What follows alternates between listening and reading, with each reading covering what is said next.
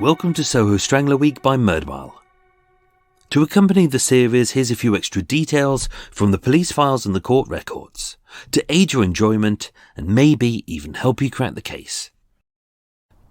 This episode is about Norman Stephenson and his timings. So what do we know about Norman Stephenson? Let's have a look at his life. Let's have a look at what he did as a job. Let's have a look at his criminal convictions. And let's have a look at everything surrounding the Soho Strangler murders. And also the murders in Durham as well.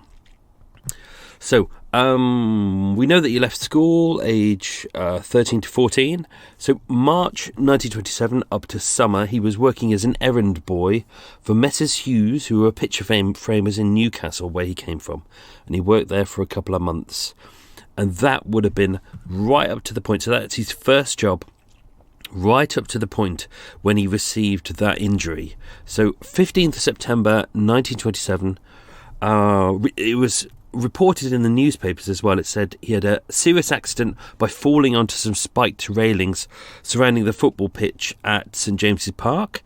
He was taken to Newcastle Royal Infirmary for 3 weeks with a punctured abdomen. That's pretty much all we really know about that. We know he was 14 years old at the time, injured in the abdomen. He was, as far as I know, he was there for about 3 weeks, and then he was released and sent back home. It seemed to have affected him for the rest of his life, and unlike other murderers that we may have encountered before, you tend to kind of see head injuries at an early age, which has changed the way that they act. Their personality entirely changes. But here it's a stomach injury. He doesn't seem to change in terms of who he is. So I don't think that this is something that really changed who he was and turned him into a monster. I think there was something already there, whether it was an abandonment in his life, whether it was bullying because he was small, or whether it was kind of physical or sexual abuse as a child. We don't know. To be honest, he never spoke about his early life. He lied a lot about his early life. Therefore, there's clearly something that he's trying to hide there. So that part of his history, unfortunately, has been lost forever. So for the rest of his life, he kept trying to get jobs, ways of earning money, but he was really struggling throughout. Because of his stomach issues, which kind of plagued him for the rest of his life, he couldn't really hold down a full-time job. So 1928 to 1930, he was a van boy for Messrs. Leach & Co., a confectioners in Newcastle. You'll see later on, he seems to have a bit of a love of chocolate, and who doesn't? He worked for a couple of chocolate companies. He remained there until 1930, but had to give the job up owing to stomach pains. We don't know what the stomach pains were, but as you can appreciate, being impaled on some spikes and having to hang there for a couple of hours, you've got a mix of blood there, you've got stomach juices.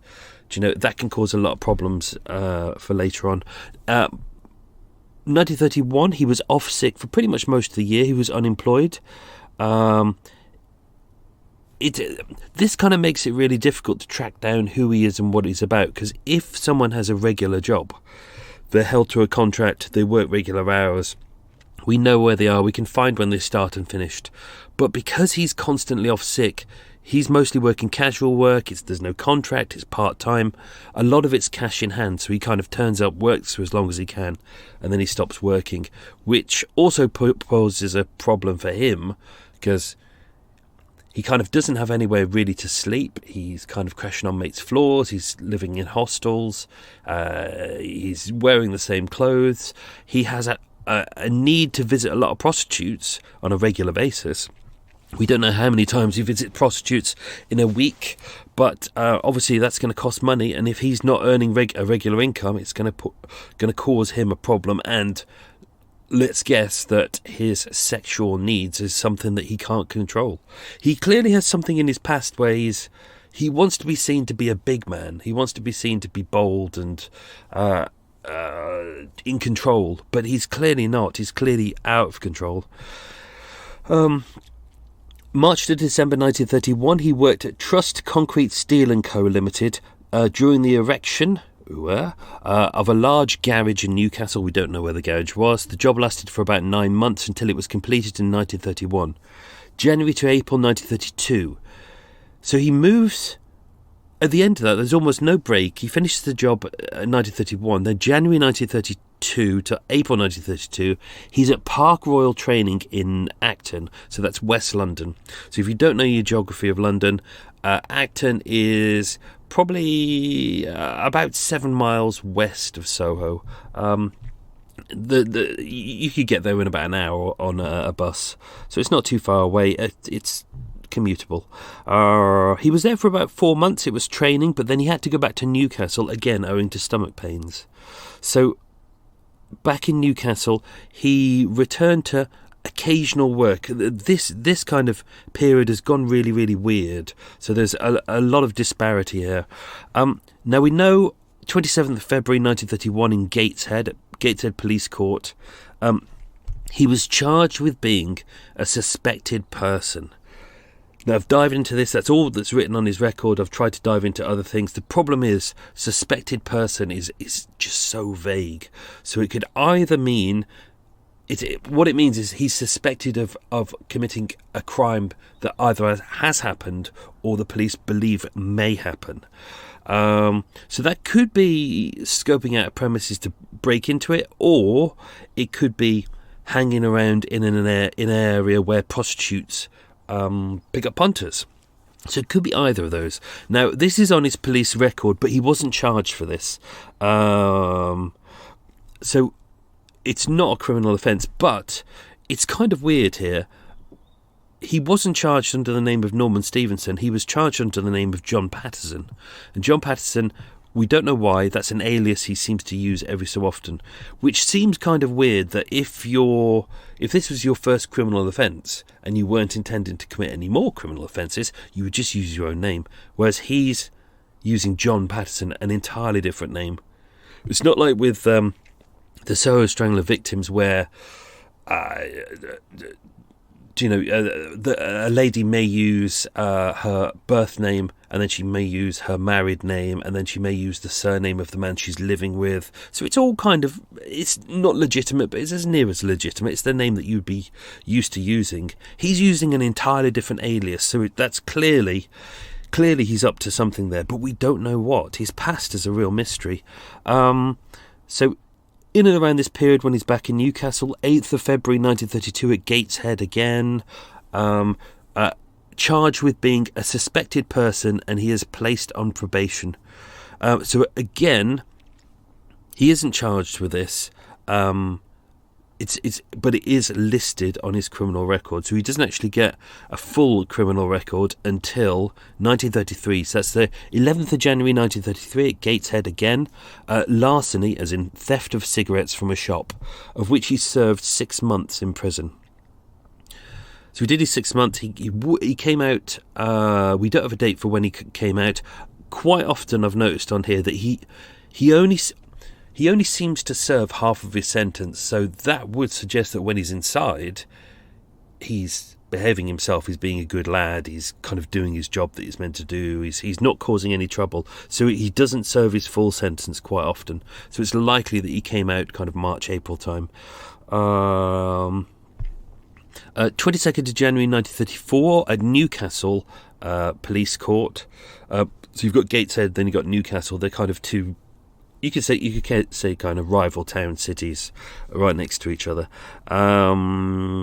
He was charged with larceny of 2 tins of petrol, and he was fined 10 shillings. He didn't serve any prison time with that. 14th of May 1934, again at Newcastle. It's interesting that he's going from Gateshead, where he kind of grows up. He's born in Newcastle, commits crimes in Gateshead, then he goes back to Newcastle. So here's one that's kind of weird. 14th of May 1934, Newcastle Police Court. He's charged with stealing women's clothing, of which he serves 3 months hard labour, and is released in August 1934. So he serves a full sentence on that one. It's not just prison time, he's serving hard labour, so it's clearly they're regarding it as more serious. Maybe it's because he's got prior larceny offences. But stealing women's clothing, is that to make money, or is it something sexual?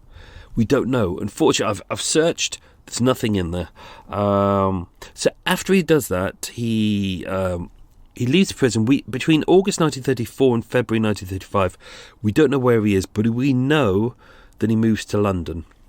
We don't know why he moves to London. We know that he knows the area already because he's been working in West London before, but now he's working centrally. We don't know why. He doesn't seem to have any relatives here, and he doesn't seem to have any friends. So 9th of February 1935 to the 7th of June 1935, as he said when he was meeting with the guys in the pub, he was actually a labourer at the boiler house of the Great Central Hotel at 222 Marylebone Road. That hotel is now, it's still there, it's called the Landmark. It's quite an impressive hotel. So he was definitely in and around. So the Landmark Hotel is just above Fitzrovia. So you got Soho, you cross over Oxford Street, then you got Fitzrovia, then over that is the Euston Road, which becomes Baker Street area. So he was in and around this area. This could have been around the point where he started to get to know French Marie. Could be if he's working in and around, because the Landmark Hotel to French Marie's house is probably walk-wise about a 10-minute walk, if that. Now, even though he lied in the pub and said that he was sacked that morning, he wasn't sacked that morning. He was sacked on the 7th. He left on the 7th of June 1935. He said that he was sacked, but he actually left owing to ill health. While he was there, he became friends with a gentleman called Bertrand Bussell, who was a boiler stoker who worked with him, and he stayed with him for about 6 months in and around that period just afterwards. So that would have been June 1935 onwards for about 6 months. But then he lived with him on and off when he could. So 9th of October 1935 at Marylebone Police Court, he is charged with larceny from a gas meter. So he's stealing money from a gas meter. Again, he's charged, sentenced to 2 months hard labour. But it only seems as if he serves, as far as I can tell, 1 month on this, and we don't know why. It could be good behaviour. It could be that all of his prior offences are in Newcastle and this is London, and therefore they don't have his full criminal record. Therefore, maybe they believe it's just a one-off. He's inside. It's a different prison. He's not. They don't know him there, so maybe they just give him 1 month served. But we definitely know that he came out. He was staying partially with Bertrand when he could. He was working in and around Kilburn, which is North London, but it's not far North London. It's kind of it's slightly northwest. It's just between Acton and kind of Baker Street, really, that neck of the woods. So he's not too far away, but we know that November time 1935 he had a conversation with Bertrand outside the Great Central Hotel. And this is in and around the time that French Fifi was murdered. So we have a kind of a rough time when he was released from prison.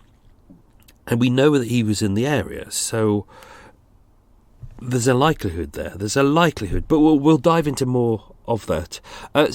So 16th of June 1936, at Newcastle Assizes, he had 4 charges for attempted shop breaking, which is breaking into a shop, and larceny and theft from gas meters ×2. So for that he was to serve 4 times 9 months to be served concurrently. Now again with that he only served half a sentence. He did 4 months. So he served from June 1936. Oh no, actually no, he served 9 months on that. Sorry, he did June 1936 to February 1937. So what's interesting about that is prior to that he'd spent a good couple of months in and around the West End, working in the West End, but being unemployed, struggling to find places to live, struggling to find money. Then there is the murder of Marie Jeanette Cotton and Dutch Layer. And a couple of weeks after that, he's in Newcastle. So why does he go back to Newcastle? Why, when he spent a good couple of months here and he seems to be doing okay, there seems to be a lot of work around. Why does he suddenly go back to Newcastle and do break-ins up there? Why does he feel the need to flee? This seems to be a pattern in his life, that he commits offences and then he moves. He goes Newcastle offences, London offences. It's back and forth. It's back and forth. He doesn't seem to know anywhere else, which is weird. He doesn't seem to have connections to other parts of the city, even though he mentioned that he was a miner in Wales. That's a lie. That's not in there. 31st of May 1937 at Willesden, he was charged with stealing 12 shillings from a gas meter. He was sentenced to 3 months hard labour and was released on the 16th of August 1937. So he served almost his full 3 months on that. And that's the one where he was released at 7:45 a.m. from Wandsworth and would later that day, as proven, murder French Marie. Now, getting his timings is really difficult because, he was quite a chronic alcoholic. He wasn't a massive drinker, but he drank a hell of a lot, and he drank quite regularly as well. Looking at the timings of him potentially committing the Soho murders, potentially, I mean, with French Fifi being murdered on the 4th of November 1935, we know he's in London, we know he's in Kilburn, we know he's been released from prison, we know he's local. But then, who isn't? Jean-Marie Cotton, even though we can't associate her with being a prostitute, that's what makes this really interesting for me, is the fact that if these murders are connected, French Fifi, Marie Jeanette Cotton, Dutch Leia and French Marie, Jean-Marie Cotton wasn't a sex worker as far as we know. But there's still the kind of the interesting details in there of, with the murders, this is clearly someone who, the person who attacked these women is clearly someone who knows each of them well. It's clearly there's a personal connection with French Fifi.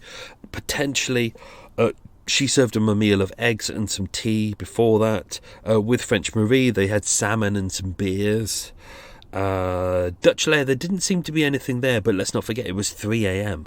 I mean, except me, who's going to eat at 3 a.m? Jean-Marie Cotton, she sat on the edge of the bed with a man and had a cigarette.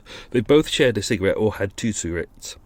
Now, we don't know why. We don't know whether she'd had sex with him and then because the bed was made.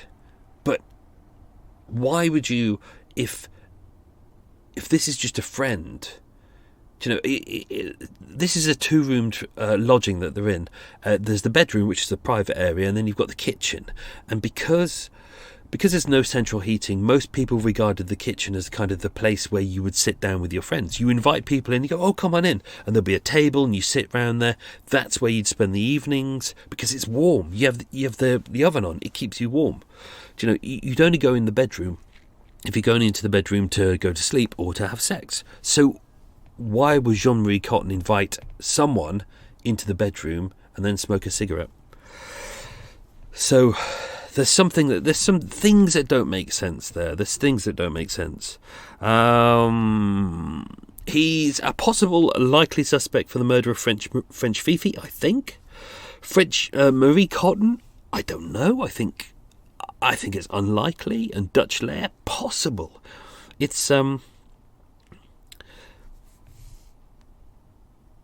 there's no way of really kind of pinning it down because there's not enough. There's almost no, and there's not enough eyewitnesses who said, like with when you look at French Fifi, there's no one who could say I saw her with a man entering the building at this point. She vanishes off the face of the earth for about 6-7 hours until just before she dies, and then she's by herself.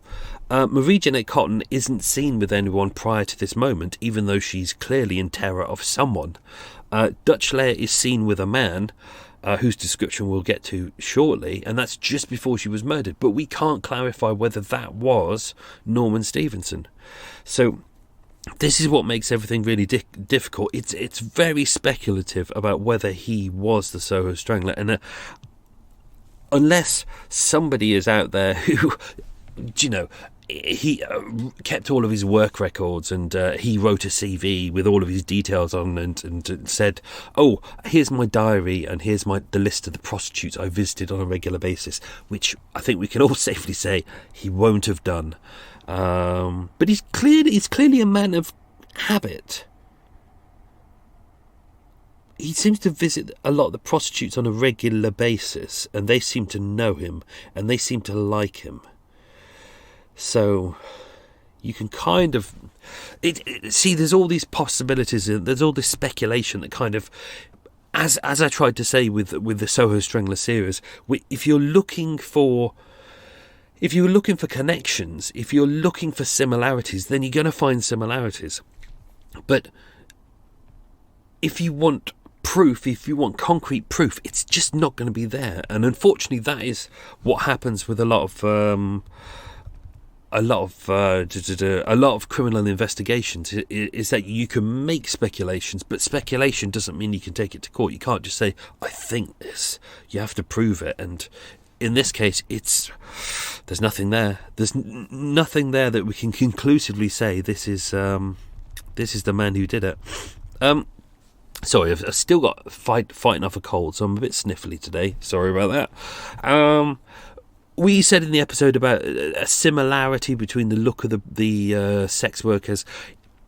There is there. I mean, French Fifi was 41, 5 foot tall, French brunette, described as well built.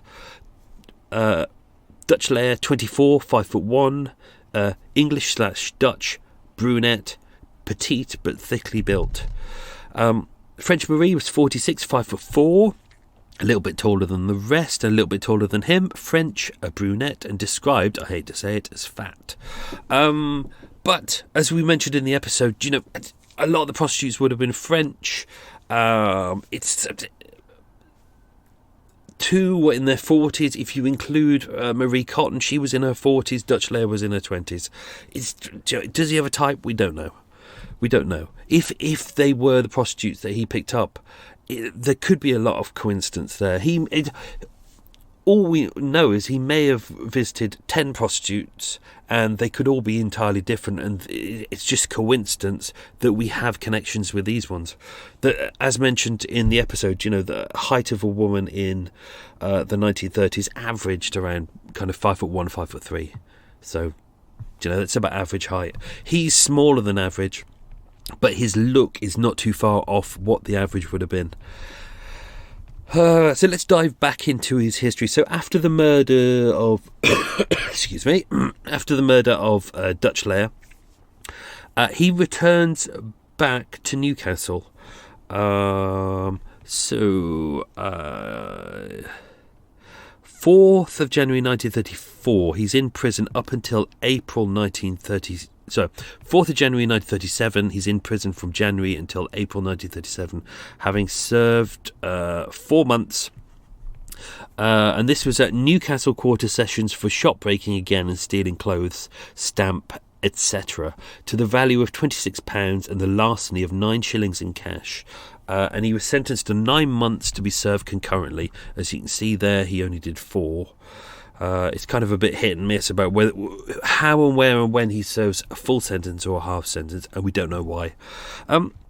His last job that we know of, even though he said to the guys in the pub that his last job was at the Grand Central Hotel, his last job was from after he left prison. He came straight back down to London, so you can see that pattern again. Commits a criminal offence, ends up in prison, leaves the prison, goes to an entirely different city. He back and forth between Newcastle and London. So April to May 1937, his last employment was for Cadbury's, which is the large chocolate manufacturers, on West Lane in Maida Vale. So Maida Vale is just outside Paddington, pretty much. So again, West End of London, an area synonymous with prostitution. So we don't know whether he visited prostitutes there or whether he came into town for them. Sorry, I'm being a bit local here. When I say into town, I mean in Soho area. So it's something that me and my mates say a lot. Like we always say to each other, "I'll see you in town," and what we mean is Soho area. It's just code. He was a warehouseman. He worked for about a month. This was during the rush season, so it's kind of Easter time. And he earned £2 and 16 shillings a week. And then his final criminal conviction before he was charged with 2 counts of manslaughter. So that would be, I'm going to say, the murders of French Marie and Catherine Maud Chamberlain, which was the one up in Durham. 14th of October 1938 at Newcastle. See, back in Newcastle again. He was charged with the assault of a policeman, being drunk and disorderly, 2 months hard labour, and being fined 20 shillings, of which he served from the 14th of October 1938 until just before Christmas. Looking at the national census, so that we had the wartime census in 1939, and he was still registered as an inmate at HMP Dartmoor. He died in Surrey in the summer of 1969, and he was 66 years old. So, I didn't get to do this fully in the episode, so let's do this now. It was his alibi. We'd already got kind of a lot of red herrings in the whole of the series, because I wanted to explore all of the kind of the ideas that we got, but I felt that this was a red herring too far, so I explored a little bit of it, but not a lot. So this is his alibi of where he said he was that day. So, and let's not forget, this was written on the 11th of February 1939. Whilst he was in Wandsworth prison for the charge of the murder of French Marie. The manslaughter of Catherine Maud Chamberlain, but he'd been moved down to Wandsworth for that. Monday the 16th of August 1937, the day of the murder of French Marie, he was released from prison, Wandsworth prison, at 7:45 a.m. And he said he proceeded to Whitechapel, which is East London, 3 miles east of Soho, and he went via the tram car, back in the days when we used to have trams, to Westminster. Now, he seems to have got off at Westminster at this point. We don't know why he was heading to Whitechapel. He doesn't have any connection there, although it is a sex trade district. Instead, he got off to Whitechapel. He went to the Salvation Army Hostel on Great Peter Street, which is in Westminster, and between 9 a.m. and 11:30 a.m. he had breakfast, which you can do if you're homeless. You can go in there. You could have breakfast. I think he was trying to see if he could get a place to stay, he said, but there was either no space or they couldn't get him in. But because around this time we've kind of got the build up to the Second World War, so because the whole country was worried about kind of undesirables coming into the country, people you kind of didn't know or like, or people who were floating around in society and not really, what am I trying to say? I think that they were worried about, let's say, people, communists, fascists, kind of coming into the country, coming in under the radar, sleeping in hostels, spreading kind of malicious words and things like that. They were really worried about that. So even if you were booking into a hostel for the night, and you were homeless and you wanted some food, you still had to fill in your details. You still had to give a name, an address, and they'd take just your basic details. But let's not forget, most people probably didn't have ID. Now, even though they checked, there was no record of him visiting the hostel on Great Peter Street. Now, you could say he used an alias, but why would he do that? Why would he leave prison and then book into a hostel and use an alias? Because all he's doing is booking into a hostel and getting some breakfast. It's not like he's planning to rob the hostel. It wouldn't make sense to use an alias. It would make sense to use his own name, but apparently he didn't.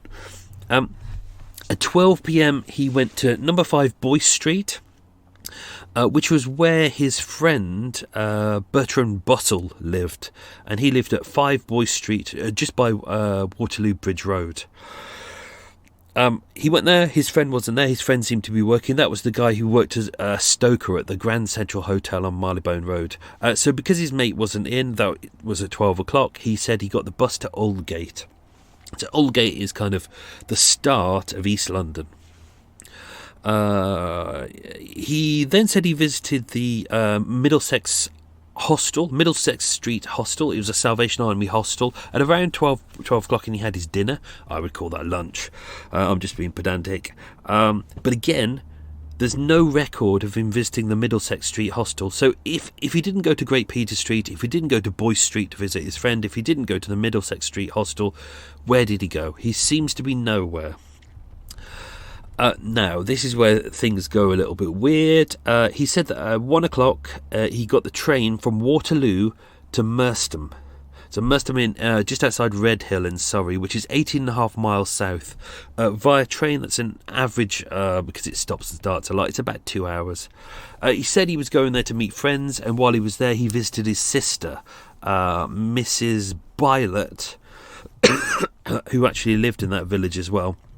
And he said that she gave him 2 shillings at about 2:30 p.m, which would have been around the time that he was seen and talking to the 2 guys in the Adam and Eve pub. So when that happened, he said he was 18.5 miles south getting some money from his sister. Obviously, his sister was interviewed almost 2 years later, and she said, "I remember that happening, I can't remember the day."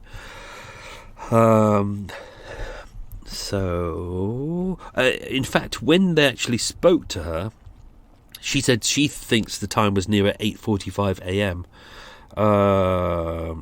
But even that doesn't make sense, because it would be, he left prison at 7:45 a.m. It's a 2-hour journey. He couldn't have done a 2-hour journey in 1 hour to see his sister and then come back. After this moment, he seems to be, he gets to his sister's in the middle of Surrey, and he decides he's going to go. I think he's going hop picking, if I remember correctly. I haven't got it written on here. He decides to go hop picking.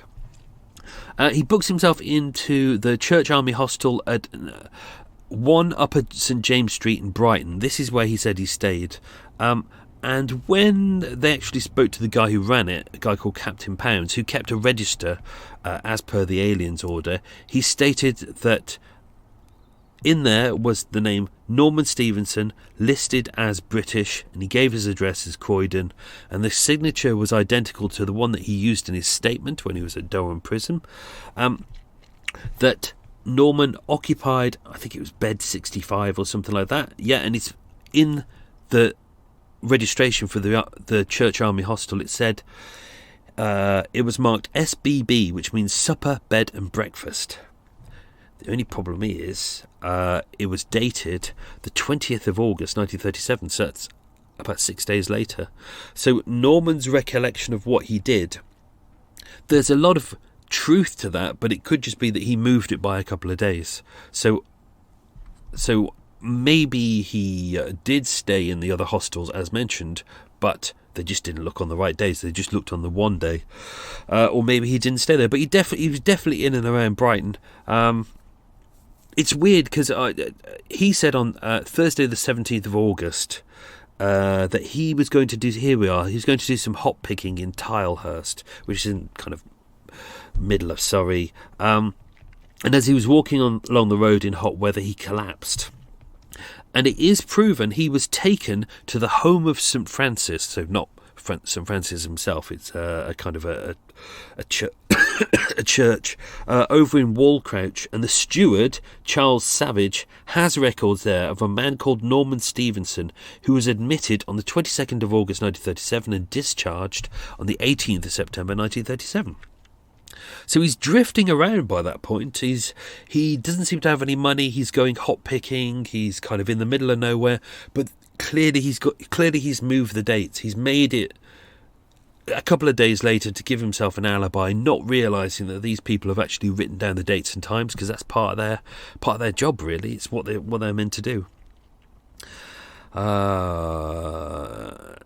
With descriptions wise, I think there's a nice correlation between the descriptions of the victims across the the different murders. So we've got Catherine Chamberlain's murder, Dutch Lair, French Marie.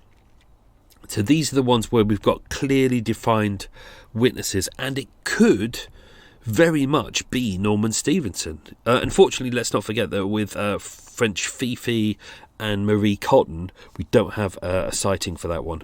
So the description as given by the person last seen with Catherine Moore Chamberlain, who was the lady who was murdered on Castle Lees Moor over in Durham.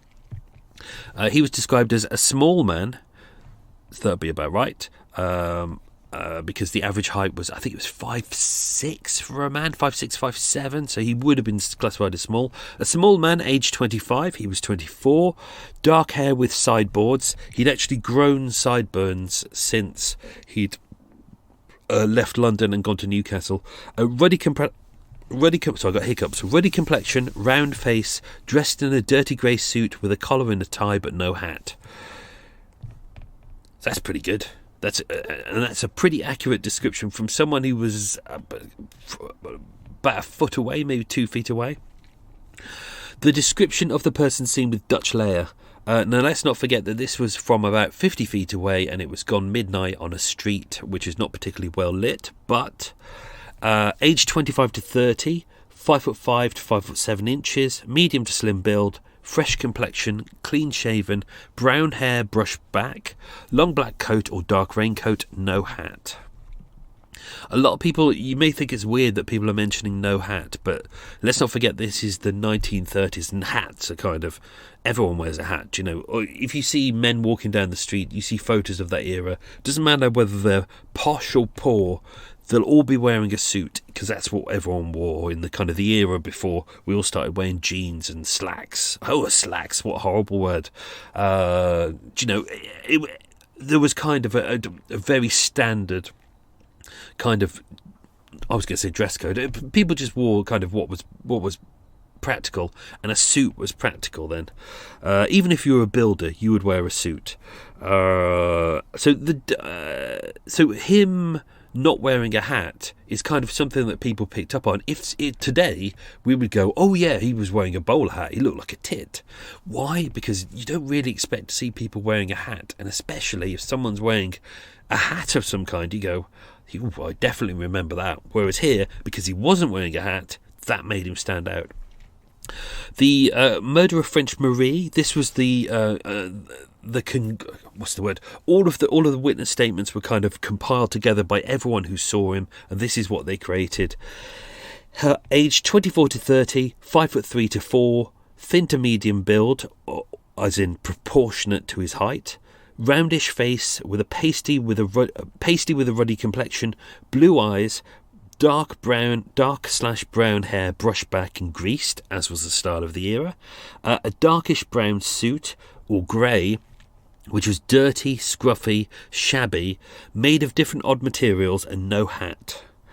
It was interesting. There were actually, of the 20 or so people who saw him, 2 people actually said he was wearing a hat. One of them was Kaufman, who was Eva's husband. He never saw his face, but he said, I saw him and he was wearing a hat. But let's not forget, sometimes you misremember things. Sometimes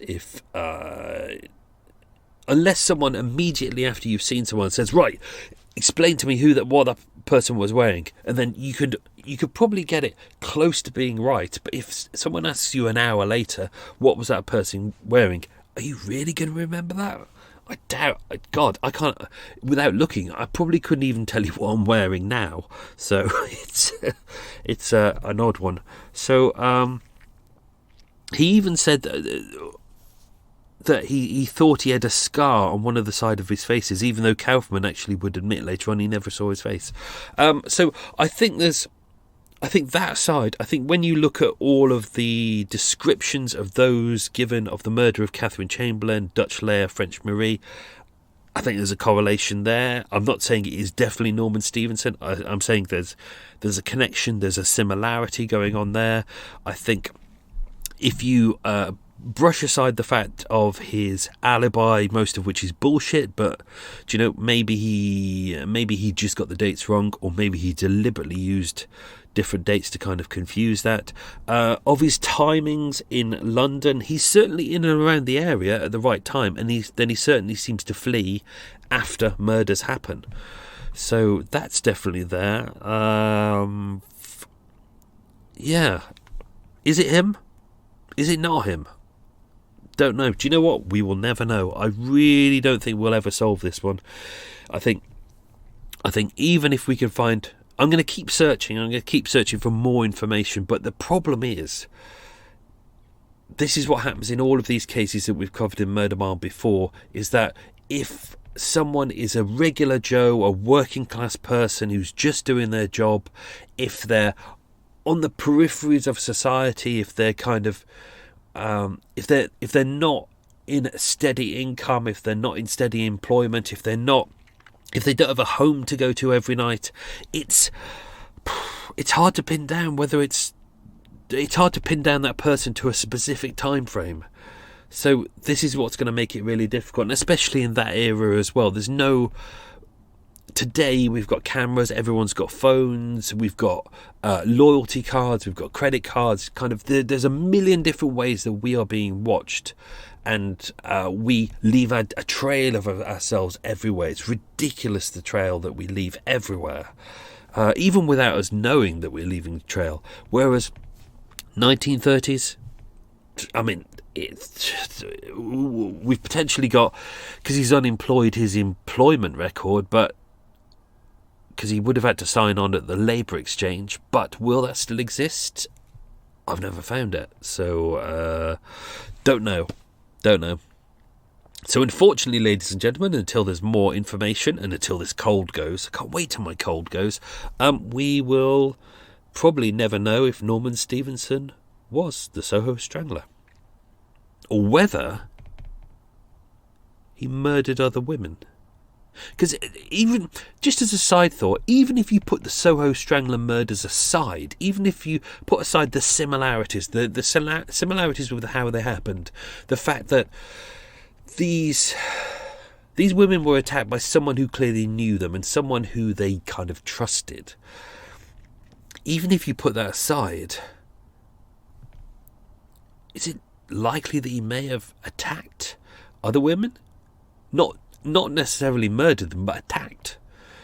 So, French Fifi was certainly attacked prior to this moment in a similar way. She mentioned about being strangled around the neck, as did Dutch Leia.